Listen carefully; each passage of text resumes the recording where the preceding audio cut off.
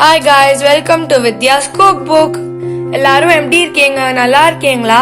போன வீடியோலாம் பார்த்துருந்தீங்களா? பிடிச்சிருந்ததா? இன்னைக்கு நம்ம ஒரு ஸ்வீட் பண்ண போறோம். இது தீபாவளி ஸ்பெஷல் பாதுஷா.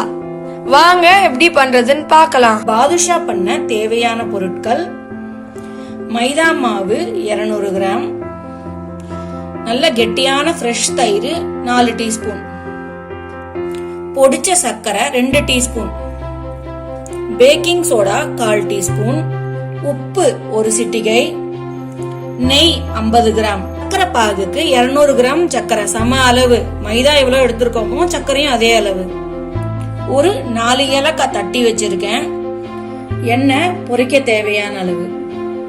இது மாதிரி ஒரு அகலமான பாத்திரத்துல நம்ம முதல்ல பேக்கிங் சோடாவும் உப்பும் இதுல போட்டுக்கலாம். அதுக்கப்புறம் சர்க்கரை, பொடிச்ச சர்க்கரை, தயிர், கெட்டி தயிர்,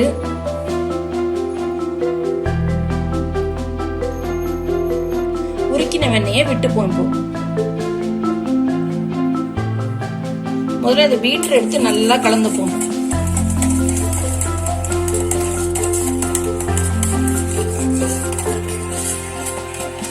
இப்போ ஒரு நிமிஷம் நம்ம நல்லா 1 நிமிஷம் கலந்த உடனே நல்லா கையாட்டி நல்லா அடிச்சுப்போம். நல்லா கலந்துக்கணும். இது அப்படியே நல்லா நுரைச்சி வரும். அப்பதான் இப்ப நம்ம மாவு கொண்டு வந்து இதுல போடலாம். இதுல நம்ம மாவு போட்டு கலருவோம். ஃபர்ஸ்ட் நம்ம நல்லா கலந்து விட்டுப்போம். இத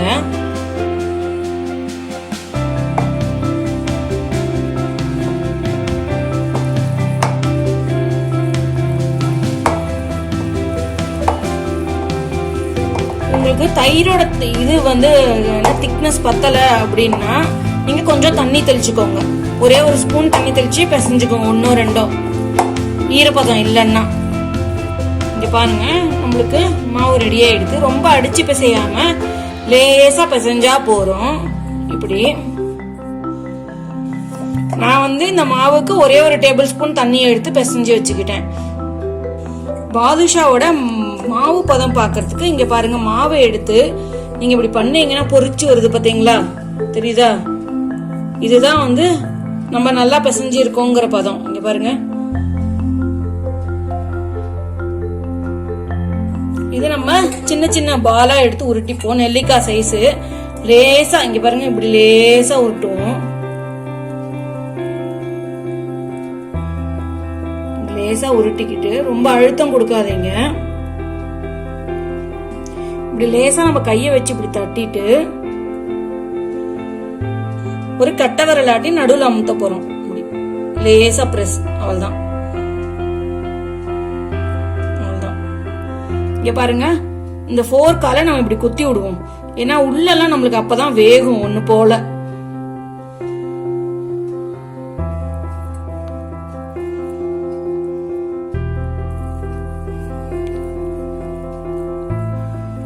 இப்படி உருட்டிக்கோங்க. இப்படி அமுத்திக்கோங்க லேசா. கட்டை வரலாட்டி பிரஸ். இப்போ நம்ம டூத் பிக் ஆட்டி இப்படி குத்தி விட்டுவோம். டூத் பிக் இல்லாட்டி ஃபோர்க் எதுவா இருந்தாலும் பரவாயில்ல. பாதுஷா இப்படி விரிஞ்சிருந்தா பிரச்சனை இல்லை. ஏன்னா ஷேப்பா இருந்ததுன்னா உங்களுக்கு உள்ள வேகாது. சோ இந்த மாதிரி நீங்க எடுத்துக்கலாம். எது எப்படி இருந்தாலும் பரவாயில்ல. ரொம்ப அழுத்தம் கொடுக்காம வேக வச்சு எடுத்துக்கலாம். நம்மளுக்கு எல்லாம் இந்த மாதிரி போட்டு வச்சாச்சு. நம்மளுக்கு எல்லாம் சேர்த்து 11 வரும். அதுல 11 இருக்கும். நம்மளுக்கு அடிகனமான பாத்திரத்துல எண்ணெயை விட்டு நல்லா காய வச்சிருக்கேன். நம்மளுக்கு எண்ணெய் எப்படி காயணும்னா, ஒரு சாம்பிளா மாவு போடுறேன் பாருங்க. மாவு போட்டா மெதுவா எழுந்து வரணும். நம்மளுக்கு இது பாருங்க, மெதுவா எழுந்து வருது. பாத்தீங்களா? பாத்தீங்களா? இது மாதிரி நம்மளுக்கு காயணும் எண்ணெய். இப்போ 4 நாளா போட்டு பொரிச்சு எடுக்கிறேன்.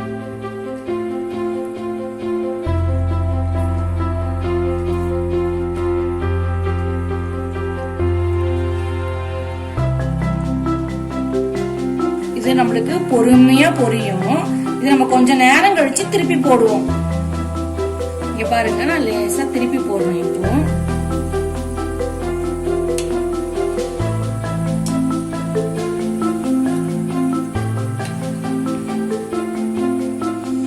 பாருங்க நம்மளுக்கு பொன்னிறமா பொரிஞ்சிருக்கு பார்த்தீங்களா. இது 5 நிமிஷம் டைம் எடுத்து பொரியும் நம்மளுக்கு. நான் இது எல்லாத்தையும் ஒரு டிஷ்யூ பேப்பர்ல வச்சுக்கிறேன்.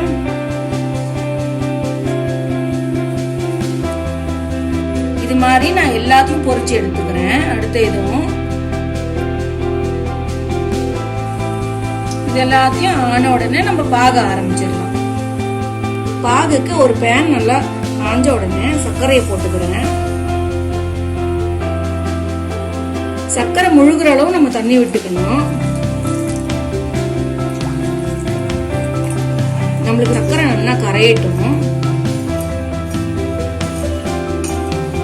சர்க்கரை கரையிற வரைக்கும் நம்ம ஹை ஃப்ளேம்ல வச்சுப்போம். ஏலக்காய் தூள் போட்டுக்கிறேன்.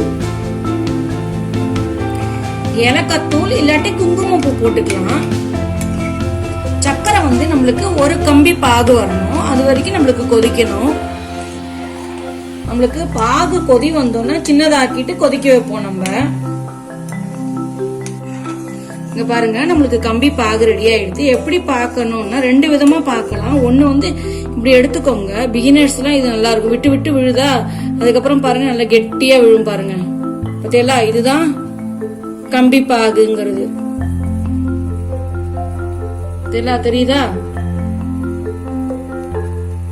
இப்ப நம்ம கையில கூட பார்க்கலாம். இப்படி எடுத்துக்கோங்க கொஞ்சம் கலரி பாருங்க.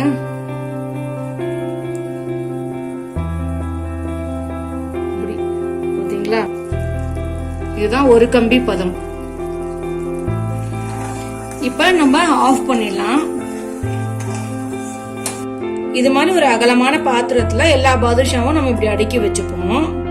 இங்க பாருங்க, பாக அப்படி மேல நம்ம விடுவோம்.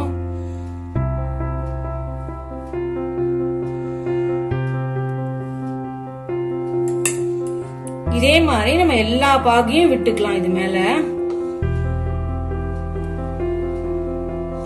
இப்படியே நம்மளுக்கு 5 நிமிஷம் ஊறட்டும்.